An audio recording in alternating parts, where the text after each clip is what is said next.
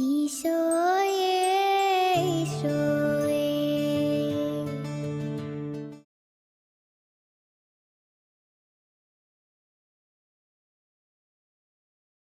വിശുദ്ധ ലൂക്കോയുടെ സുവിശേഷത്തിൽ നിന്ന് അക്കാലത്ത് യേശു പ്രാർത്ഥിച്ചുകൊണ്ടിരിക്കുകയായിരുന്നു.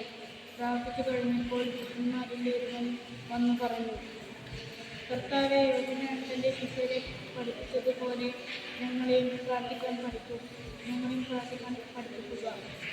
അവൻ അരുളിച്ചെയ്തു, നിങ്ങൾ ഇങ്ങനെ പ്രാർത്ഥിക്കുക: പിതാവേ, അങ്ങയുടെ നാമം പൂജിതമായിരിക്കണമേ, അങ്ങയുടെ രാജ്യം വരണമേ, അന്നു വേണ്ട ആഹാരം ഓരോ ദിവസവും ഞങ്ങൾക്ക് നൽകണമേ, ഞങ്ങളുടെ പാപങ്ങൾ ഞങ്ങളോട് ക്ഷമിക്കണമേ, എന്നാൽ ഞങ്ങളുടെ കടക്കാരോട് ഞങ്ങളും ക്ഷമിക്കുന്നു, ഞങ്ങളെ പ്രലോഭനത്തിൽ ഉൾപ്പെടുത്തുക.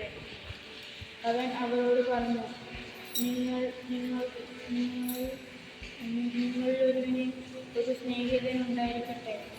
അർദ്ധരാത്രി അവൻ്റെ അടുത്ത് ചെന്ന് അവൻ പറയുന്നു, സ്നേഹിത, എനിക്ക് 3 അപ്പം വായ്പ തരുക. ഒരു സ്നേഹിതൻ യാത്രാമധ്യേ അവൻ്റെ അടുക്കൽ വന്നിരിക്കുന്നു, അവന് കൊടുക്കാൻ എനിക്കൊന്നുമില്ല.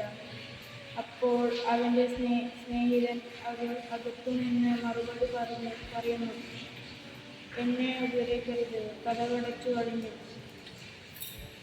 എൻ്റെ കുഞ്ഞുങ്ങളും എൻ്റെ കൂടെ കിടക്കയിലാണ്.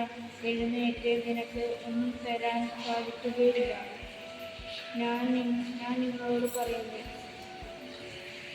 അവൻ സ്നേഹിതനാണ് എന്നതിൻ്റെ പേരിൽ അവന് ഒന്നും കൊടുക്കുകയില്ലെങ്കിൽ തന്നെ നിർബന്ധം നിമിത്തം എഴുന്നേറ്റ് അവന് വേണ്ടത് നൽകി. ഞാൻ നിങ്ങളോട് പറയുന്നു, ചോദിക്കുവാൻ നിങ്ങൾക്ക് ലഭിക്കും, അന്വേഷിക്കുവാൻ നിങ്ങൾ കണ്ടെത്തും, മുട്ടുവാൻ നിങ്ങൾക്ക് തുറന്നു കിട്ടും. എന്തെന്നാൽ ചോദിക്കുന്നവന് ലഭിക്കുന്നു,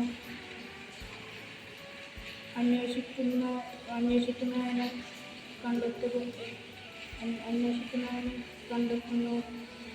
മുട്ടുന്നവന് തുറന്നു കിട്ടുകയും ചെയ്യുന്നു.